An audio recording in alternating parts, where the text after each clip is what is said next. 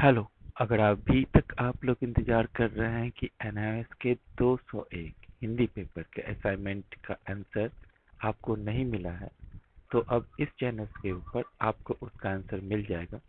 और आप ध्यान से अंत तक इस सारे के सारे आंसर को देखिए। मैं ये नहीं कहता कि इसी आंसर को लिखकर आप अपने स्कूल्स के अंदर सबमिट कर दीजिए। आप यहाँ एक पैटर्न सीखिए कि किस पैटर्न में हमें आंसर लिखना है, और उसी तरीके से आंसर लिखकर आप अपने स्कूल्स के अंदर अपने असाइनमेंट को सबमिट कर सकते हैं और काफ़ी अच्छा मार्क्स पा सकते हैं। जैसा कि आप देखते हैं आपके क्वेश्चन पेपर के अंदर असाइनमेंट का जो क्वेश्चन पेपर है 23-24 का, उसके अंदर आप आसानी से देख सकते हैं कि आपका जो पहला क्वेश्चन है वो क्वेश्चन अनिवार्य होता है, लेकिन इसमें से 2 या 3 क्वेश्चन, जितने भी क्वेश्चन आपको दिए रहेंगे उसमें से किसी एक क्वेश्चन का ही आंसर लिखना है। जिसमें सबसे पहला क्वेश्चन 1 का क, उसके अंदर जो क्वेश्चन दिया हुआ है वो है बीती विभावरी जागरी कविता में प्रकृति सौंदर्य का सुंदर चित्रण। उसके संदर्भ में आप अपने दैनिक जीवन में प्रकृति में क्या परिवर्तन करना चाहते हैं। तो इसका जो खूबसूरत आंसर यहाँ लिखा हुआ है वो है बीती विभावरी जागरी कविता में प्रकृति का सुंदर चित्रण, जो हमारे दैनिक जीवन को शांति और समृद्धि से भर देता है। मुझे भी इस संदर्भ में कुछ परिवर्तन करना है। मैं नेचर बॉक्स और अपने घर के आसपास की सफाई को महत्व देना चाहता हूँ। मैं अपने आसपास के पार्कों, बगीचों या अधिक उपयोग करने का प्रयास करूंगा और पेड़ पौधे के प्रति सजीव दृष्टि बनाऊंगा। यह हमारे प्रयास प्रकृति के साथ और मेरे आसपास के पर्यावरण के साथ मेरे संबंध को और भी मजबूत बना सकते हैं। तो ये रहा हमारा पहला क्वेश्चन का आंसर। ठीक उसी तरीके से यहाँ दूसरे क्वेश्चन को भी आप देख सकते हैं। दूसरे क्वेश्चन में भी इसी तरह से आपको 200 क्वेश्चन दिए हुए रहेंगे और इस दोनों क्वेश्चन में से किसी एक क्वेश्चन का आंसर ही आपको लिखना है।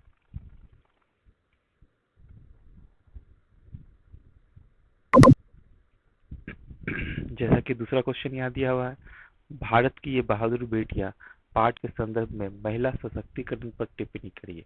तो ये आप अपने तरीके से लिख सकते हैं। अगर आपने भारत की बहादुर बेटियां पाठ पढ़ा होगा तो उस पाठ के आधार पर आपको 40 से 60 शब्दों में इस सवाल का जवाब देना है।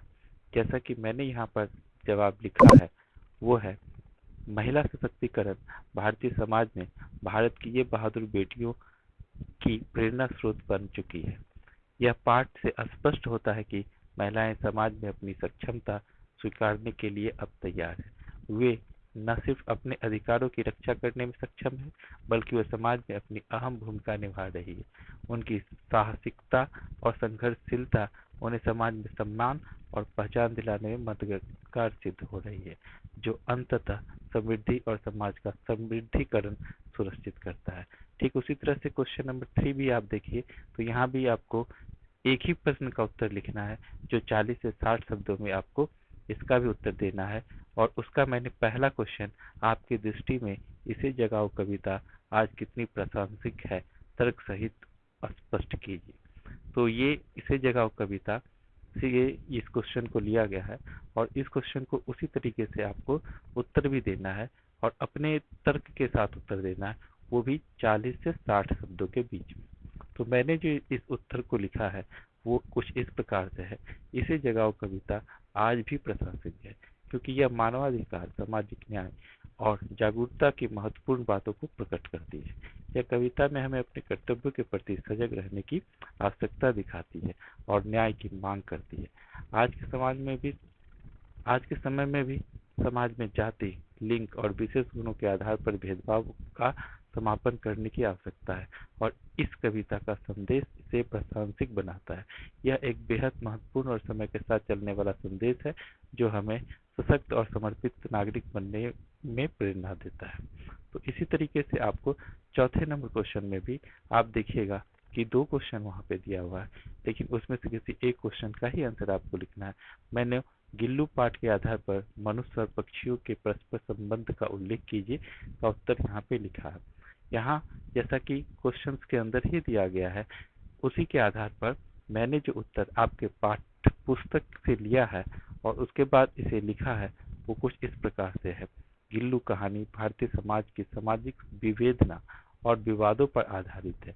कहानी में गिल्लू एक अनुभवशील चिड़िया की कहानी है जो एक नाले के किनारे रहती है।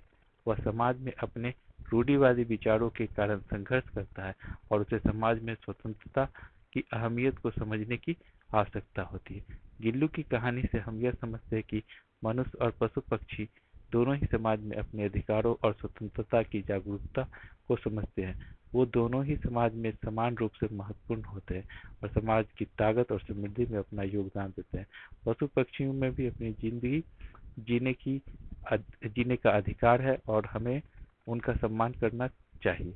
गिल्लू की कहानी में हमें यह सिखाता है कि हमें सभी प्राणियों के प्रति सहानुभूति और सम्मान रखना चाहिए। इससे हम समाज में सामंजस्य और सहयोग बढ़ा सकते हैं और समृद्ध समाज की दिशा में एक कदम आगे बढ़ा सकते हैं। तो इसी तरीके से आपको अगला सवाल जो दिया गया है उसमें भी किसी एक क्वेश्चन का ही आंसर आपको लिखना है और मैंने इसमें ख यानी दूसरे नंबर सवाल का जवाब लिखा है। ख नंबर सवाल कुछ इस तरीके से है, पढ़ते वक्त किन किन बातों का ध्यान रखना चाहिए? पढ़े कैसे पाठ के आधार पर अपने विचार संक्षिप्त में लिखिए। तो इस सवाल का जवाब देने के लिए आपको अपने हिंदी के पुस्तक के अंदर कैसे पढ़े पाठ को पूरी तरीके से पढ़ना पड़ेगा और मैंने उस पाठ को पढ़ने के बाद जो उत्तर लिखा है वो कुछ इस प्रकार से है। पढ़ाई करते समय कुछ महत्वपूर्ण बातों का ध्यान रखना आवश्यक होता है। पहली बात, सही अवधि का ध्यान रखें। अपने ध्यान को बिना भटकाए या बिना विघटन किए एक महत्वपूर्ण विषय पर केंद्रित रखने के लिए अपना समय सांदर्भिक रूप से बांटें। दूसरा जो बात है वो ये है, नोट बनाना महत्वपूर्ण है। यह आपको अपने अध्ययन करने की प्रक्रिया को सुगम बनाएगा और अपने विचारों को संक्षिप्त में एकत्र करने में मदद करेगा। तीसरी बात, बिना तनाव के पढ़ाई करें। समय समय पर छोटी विरामों का अनुपालन करना महत्वपूर्ण है। चौथी बात, समय का नियोजन करें। पढ़ाई के समय की निर्धारित अवधि के लिए सटीक योजना तैयार करें। पांचवी बात, ये नियमित रूप से पुनरावलोकन करें। यह आपके अस्थायी स्मरण और समझदारी को बढ़ावा देगा। इन बातों का अगर आप पालन करते हैं तो आपकी पढ़ाई योग्यता बढ़ सकती है और आप अपने विचारों को संक्षिप्त में अधिक प्रभावी रूप से लिख सकते हैं। तो ये 5 सवाल। छठा और ये आखिरी सवाल जो आपके प्रश्न में दिया गया है, आपके असाइनमेंट के अंदर दिया गया है, वो उसका पहले क्वेश्चन का आंसर मैं यहाँ पर दे रहा हूँ। और पहला क्वेश्चन है, हमारे देश में साहित्य के क्षेत्र में हिंदी लेखिकाओं का बहुमूल्य योगदान रहा है के बारे में संपूर्ण जानकारी एकत्रित कीजिए और उनका विवरण प्रस्तुत करते हुए फाइल तैयार कीजिए। तो इसका जो सटीक उत्तर मैंने आपके पुस्तक से लेकर लिखा है वो कुछ इस प्रकार से है। भारतीय साहित्य क्षेत्र में हिंदी लेखिकाओं ने महत्वपूर्ण योगदान किया है और उनमें से कई नाम हैं जो भारतीय साहित्य के स्वर्णिम पृष्ठों पर अपने लेखन से अपनी छाप छोड़ चुके हैं। निम्नलिखित में से कुछ महत्वपूर्ण हिंदी लेखकों के बारे में थोड़ी सी जानकारी जो मैंने यहाँ एकत्रित करके लिखा है वो कुछ इस प्रकार से है। नंबर 1, मुंशी प्रेमचंद। 1980 से 1880 से 1936 तक इन्होंने अपनी जो कहानियां हैं, अपने जो जितने भी पुस्तक है वो लिखा है। मुंशी प्रेमचंद, जिनका जन्म बनारसी में हुआ था, हिंदी कहानी और उपन्यास के विशेषज्ञ थे। उनकी कहानियां और उपन्यास भारतीय समाज और मानवीय अंधकारों को प्रकट करती है। इसी तरीके से सुमित्रा नंदन पंत 1900 से 1977। सुमित्रा नंदन पंत गर्व से भारतीय राष्ट्रीय कवि कहलाते हैं। उनकी काव्य रचनाएं भारतीय संस्कृति, प्राकृतिक सौंदर्य और जीवन के मूल्यों को महसूस कराती है। इसी तरीके से तीसरा, सुरेंद्र नाथ निहालानी 1921 से 1993।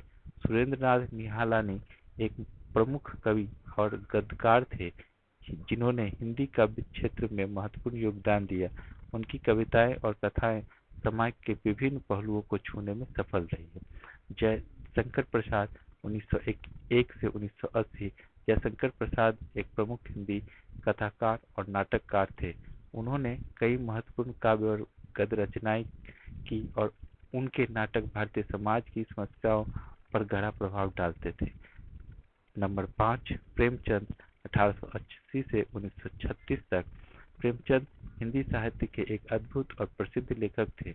उन्होंने सामाजिक मुद्दों पर अपने काव्य और कहानियों के माध्यम से चर्चा की और उन्होंने भाषा को एक नई दिशा दी। नंबर 6, महादेवी वर्मा 1960 से 1987। महादेवी वर्मा हिंदी साहित्य की महिला कविता की प्रमुख लेखिका थी। उनकी कविताएं स्त्री और समाज के मुद्दों पर गहरा विचार करती है। ये केवल कुछ हिंदी लेखकों के उदाहरण हैं।